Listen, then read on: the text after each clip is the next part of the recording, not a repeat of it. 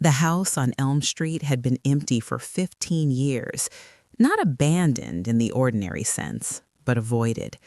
Even the wind seemed to move differently around it. Leaves gathered along its steps and stayed there as if reluctant to cross the threshold. Paint peeled in long curling strips from the siding. The porch sagged slightly in the middle, bowed by time and something heavier than neglect. People in town didn't talk about it much anymore, but they remembered. They remembered the missing posters. They remembered the search parties. They remembered Tyler Knox, 17 years old, bright, restless, angry at the world, gone without a trace. Officially, he ran away. Unofficially, no one believed that. And then, on a gray Tuesday morning in late October, a moving truck pulled into the driveway. Curtains shifted all along Elm Street. Neighbors who hadn't spoken in months stepped outside to check their mail. The driver unloaded boxes. No furniture, no mattresses, no appliances, just boxes. By noon, word had spread. The buyer wasn't a stranger. It was Daniel Whitaker, Tyler Knox's best friend.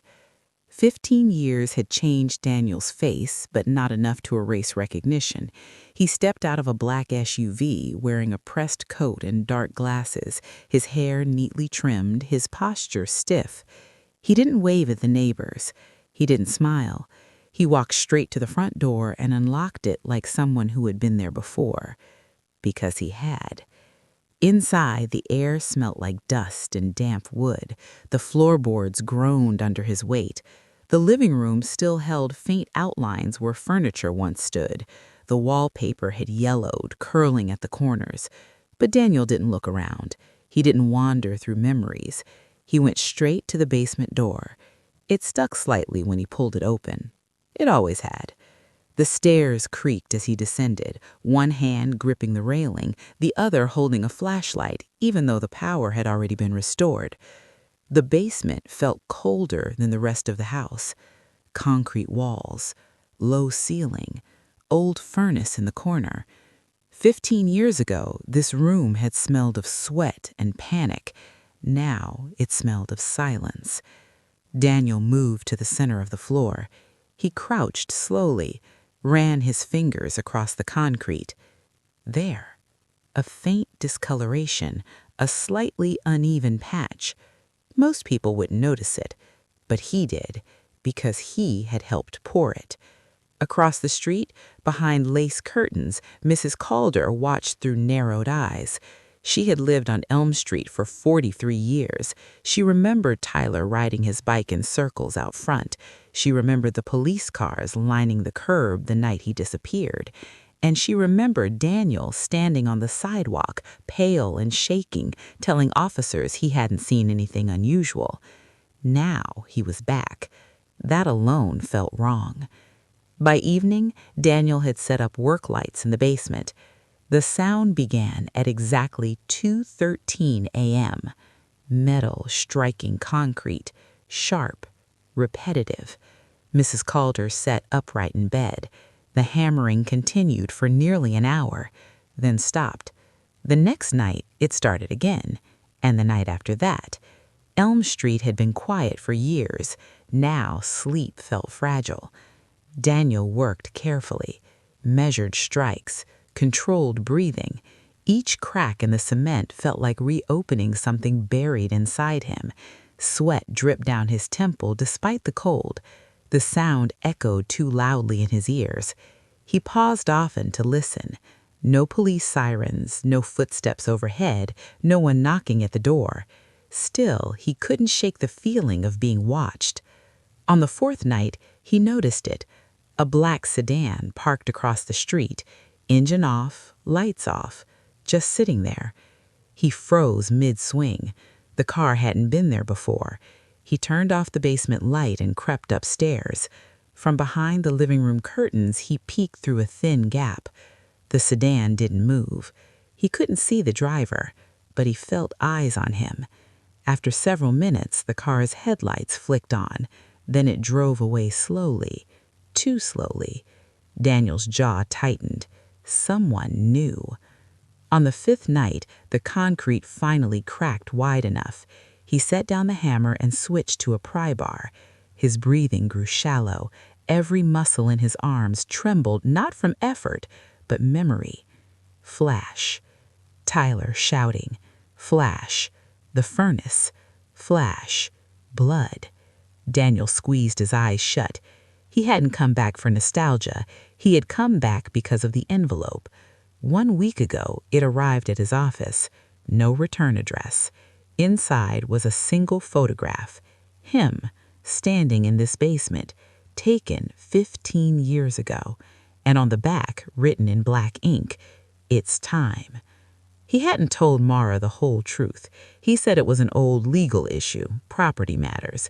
He didn't tell her about Tyler. He didn't tell her about the fall. He didn't tell her about what came after. He wedged the pry bar under the cracked cement and pulled. The slab shifted. Dust filled the air. And then a hollow sound. Metal. He dropped to his knees and brushed away debris.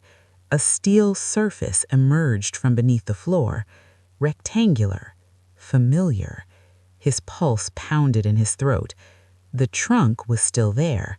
For 15 years it had waited, hidden beneath layers of concrete and silence. Daniel cleared the remaining debris until the lid was fully visible. His hands hovered above it.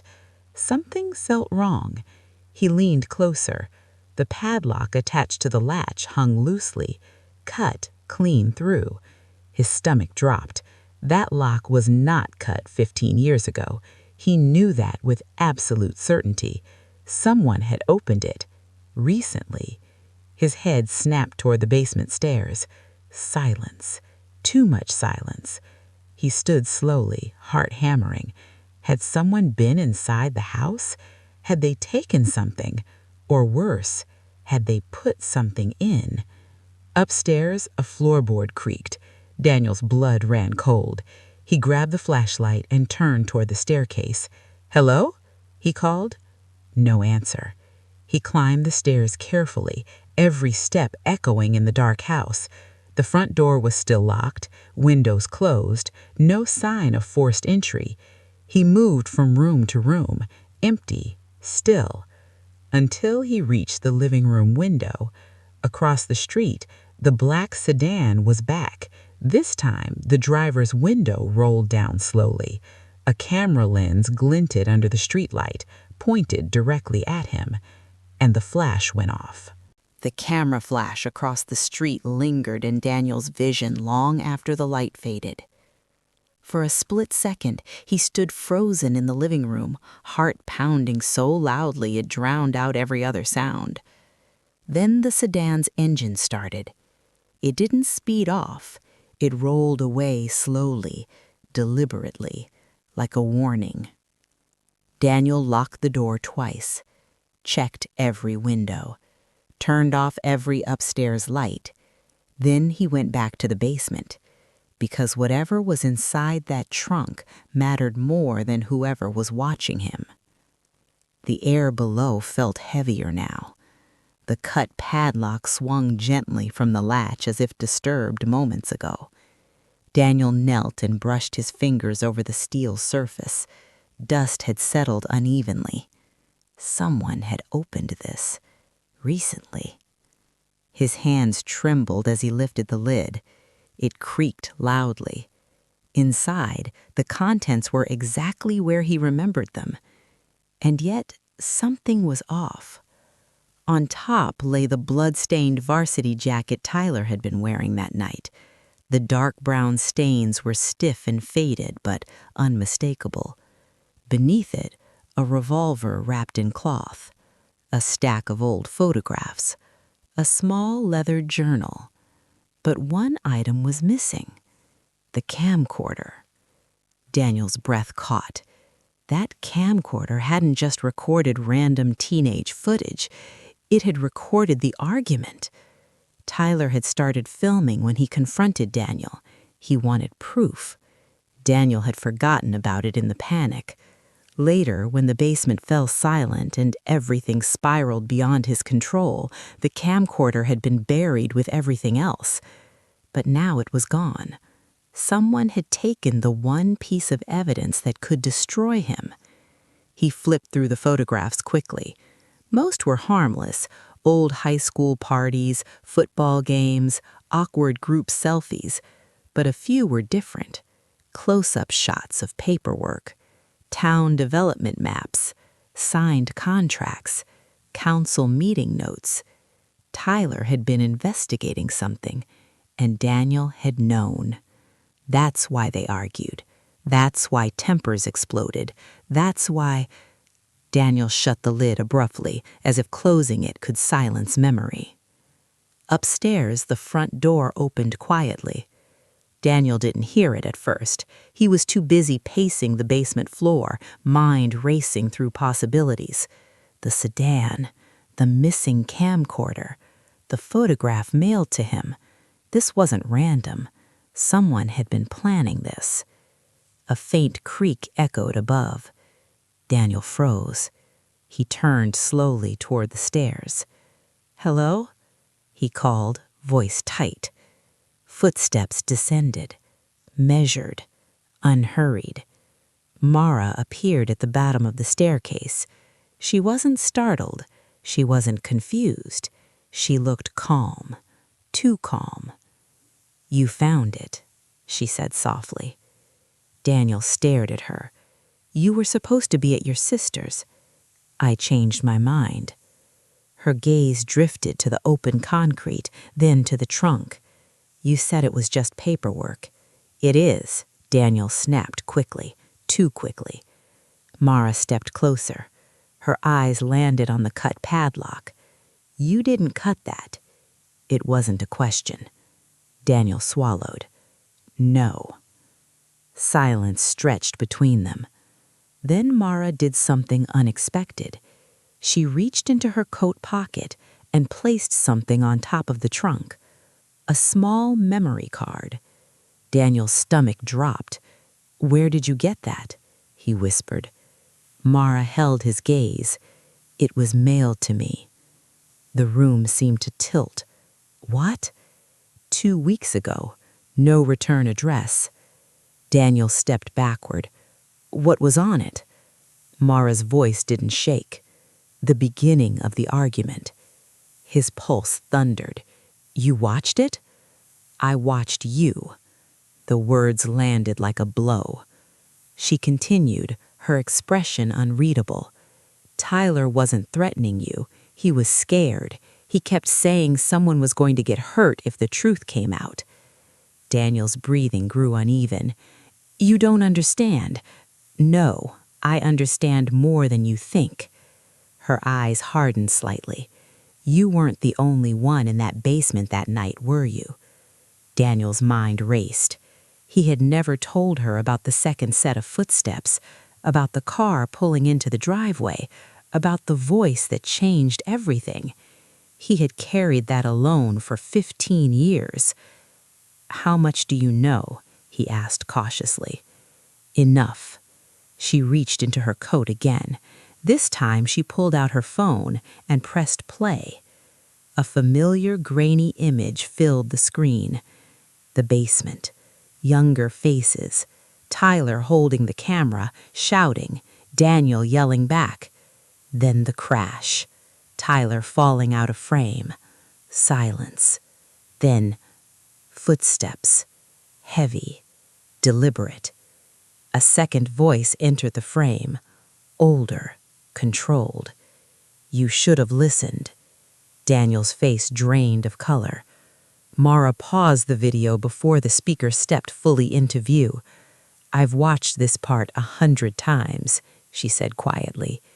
Daniel felt the air leave his lungs. She knew, or at least she suspected. "Mara," he began, but Mara stepped back. "You said you wanted a fresh start. That's why we moved here." He opened his mouth to respond. She cut him off. "You didn't come back for closure. You came back because someone is forcing you to." Her gaze glicked toward the basement window. as if she knew about the sedan, as if she had seen it too. Who else was here that night, Daniel? The question echoed. For 15 years, he had convinced himself he was protecting everyone by staying silent, but the silence had rotted inside him. "It wasn't supposed to go that far," he whispered. Mara's jaw tightened. "That's not what I asked." Daniel closed his eyes, and for the first time in 15 years, he spoke the name. Upstairs, outside, the black sedan returned, engine idling, camera ready, watching the house on Elm Street unravel from the inside out. And this time, the person inside the car wasn't just observing. They were recording a confession. The name felt poisonous in Daniel's mouth. Gregory Knox. Mara didn't flinch, but something behind her eyes shifted.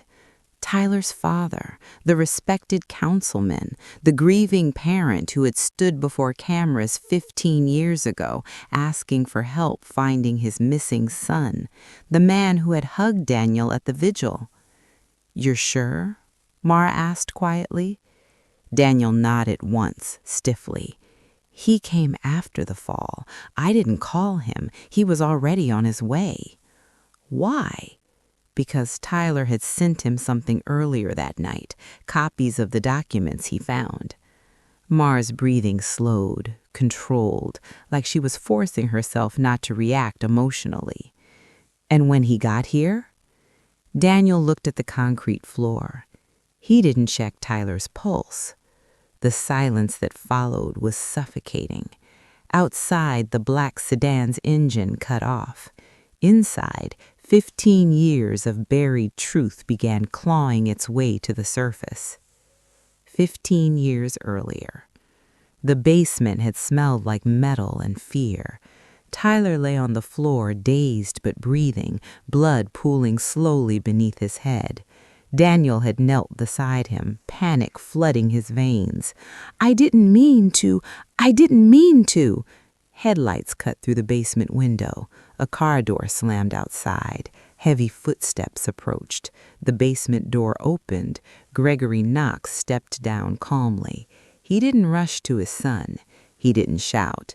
He looked at Daniel first. "What happened?" Daniel tried to explain, words tangled together. Tyler groaned. Still alive, still salvageable. Daniel reached for his phone. Gregory grabbed his wrist. "If he wakes up," Gregory said quietly, "everything falls apart." Daniel froze. The weight of the words settled. Tyler stirred again. Gregory's expression hardened. "Help me," he ordered. That was the moment Daniel would relive forever. The choice, call for help or obey. He obeyed. Present day. Mara stepped back from him as if the air between them had turned toxic. "You let him decide," she said, voice steady but cold. Daniel's throat tightened. "I was 17. "You were breathing," she replied. "Tyler was too." The words cut deeper than any accusation. Upstairs, a knock echoed through the house, sharp, deliberate. Both of them turned toward the stairs. Another knock. Daniel's heart began pounding again. Mara didn't look surprised. "I told you someone was watching," she said softly. She walked toward the stairs before he could stop her. Daniel followed, pulse racing. The front door opened. Detective Rowan Hale stood on the porch. Older now, thinner, eyes sharper. Behind him, parked at the curb, the black sedan. Rowan didn't waste time. "I think we should talk," he said calmly. They sat in the living room, Daniel on one side, Mara on the other. Rowan remained standing. "I reopened Tyler Knox's case 6 months ago. New financial records surfaced, property transfers, shell companies." Daniel stayed silent. Rowan's eyes shifted to him. "Interesting that you purchased this house under an LLC 2 weeks after I filed paperwork to excavate it." Daniel's composure cracked slightly. "You don't have a warrant," he said. "Not yet," Rowan replied, evenly, "but I have something better." He reached into his coat and placed a tablet on the coffee table. Security footage, grainy, time-stamped. Daniel in the basement 4 nights ago, breaking concrete. Rowan looked at him carefully. Guilt makes people predictable. Mara spoke before Daniel could. "You already know it wasn't just him." Rowan's gaze sharpened. "It depends on what you're willing to say." Silence filled the room. Daniel stared at the floor. Mara stared at Daniel. Finally, Rowan said quietly, "We found financial records linking Councilman Gregory Knox to the land fraud Tyler was investigating." Daniel looked up sharply. "You can't prove he was here." Rowan's expression didn't change. "We don't need to. Not if someone inside that basement can." The weight of the statement settled heavily. Rowan wasn't guessing. He was building a case, and he knew Daniel was the weak link. Outside, another vehicle approached, a dark SUV, federal plates. Mara noticed first. "They're here," she said softly. Daniel's head snapped toward the window. Rowan followed his gaze. "Federal investigators," Rowan confirmed. "Corruption task force. They've been watching Knox for months." Daniel's breathing grew shallow again. "This isn't just about Tyler anymore, is it?" "No, it's about millions of dollars, fraud, bribes, stolen land contracts." Mara's voice was barely above a whisper. "And a son who got in the way." Rowan nodded once. Gregory Knox built his entire career on sympathy after the disappearance. Daniel felt something inside him collapse. All these years he had convinced himself it had been panic, a mistake, a terrible accident. But Gregory hadn't panicked. He had calculated, and Daniel had helped him. Rowan stepped closer. "I need you to understand something," to Daniel.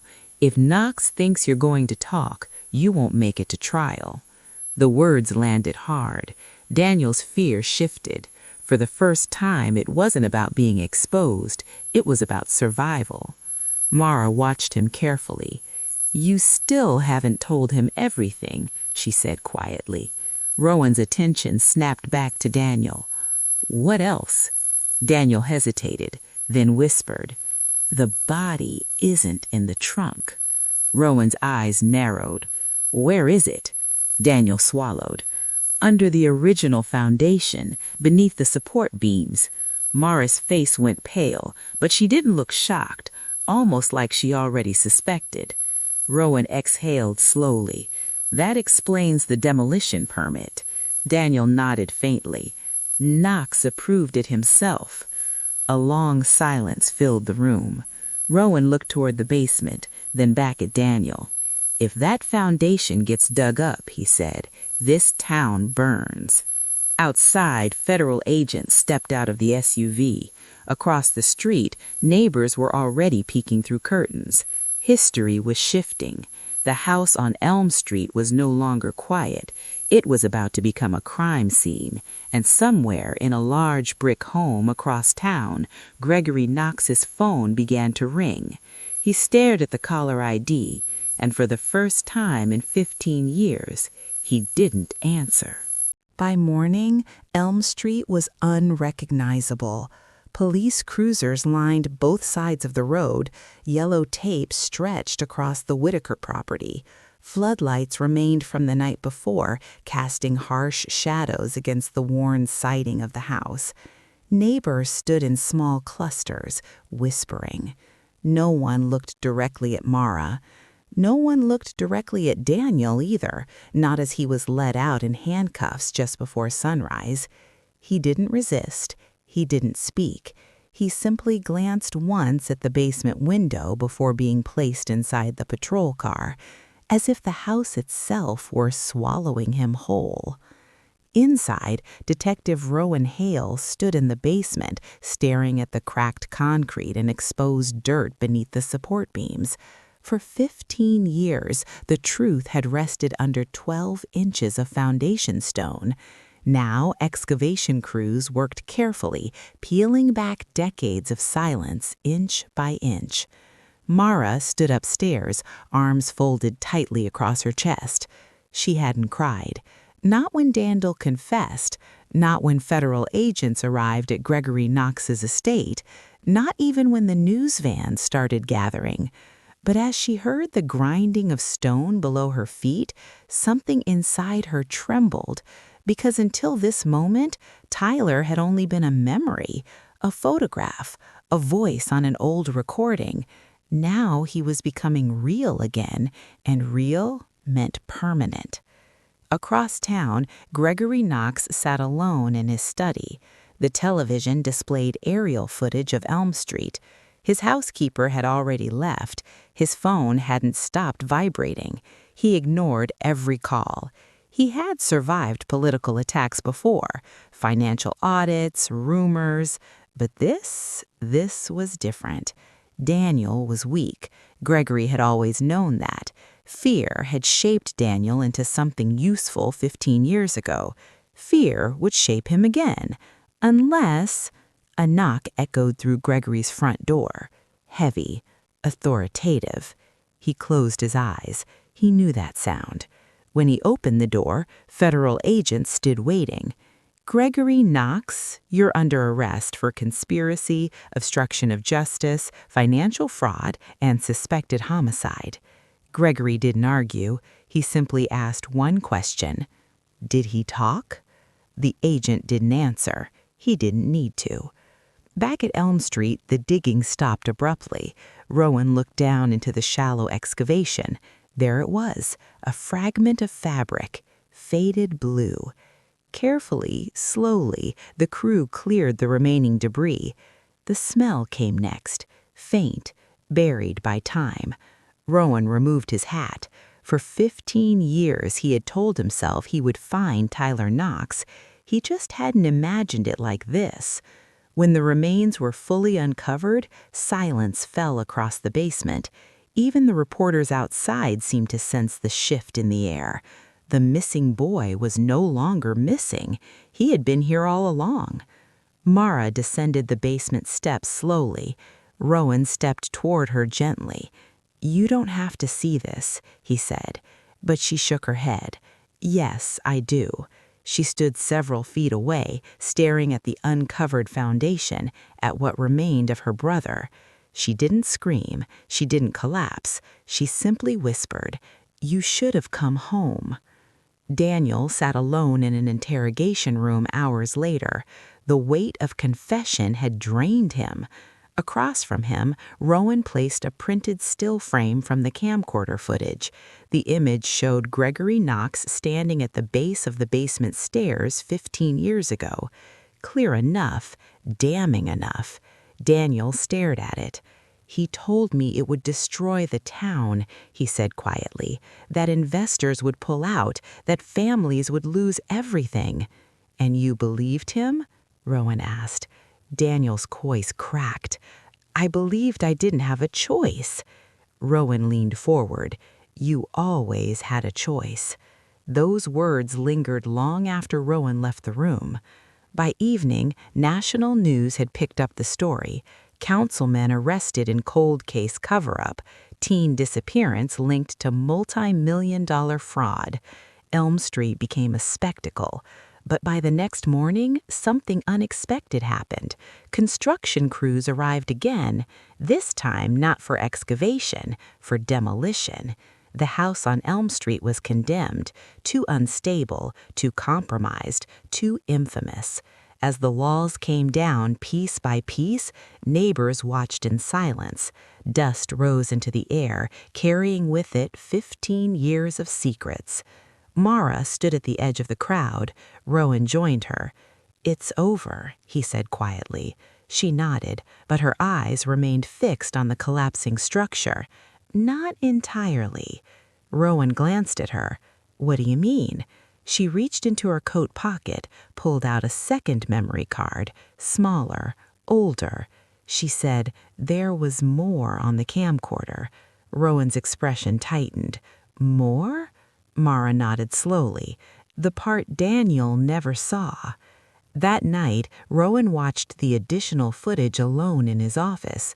The timestamp was minutes after Gregory Max and Daniel carried Tyler's body out of frame. The camera had fallen sideways but continued recording. Footsteps, whispered voices. Then, another figure appeared at the top of the stairs. A woman, younger, watching, listening. It was Gregory's campaign manager at the time, now a state senator. The footage showed her speaking calmly. "We'll handle the narrative," she said. Rowan leaned back in his chair. The corruption hadn't ended with Gregory. It had grown, expanded, thrived. Elm Street wasn't the end, it was the beginning. Weeks later, Daniel and Gregory Knox sat in separate holding cells awaiting trial. Financial records continued unraveling. More names surfaced. More resignations followed. The town felt smaller now, exposed. Mara visited the site one final time after the demolition was complete. Where the house once stood, only a flattened lot remained. Fresh dirt, cold air, silence. She placed a small wooden cross at the center of the lot. No cameras, no reporters, just her. For 15 years, the house hid a crime nobody expected. Not just a murder, not just corruption, but the quiet truth that evil doesn't always shout. Sometimes it stands at a podium. Sometimes it wears a suit. Sometimes it calls itself family. As Mara turned to leave, she didn't look back because the house was gone. But the foundation had finally been exposed. And once a foundation cracks, everything built on top of it eventually falls.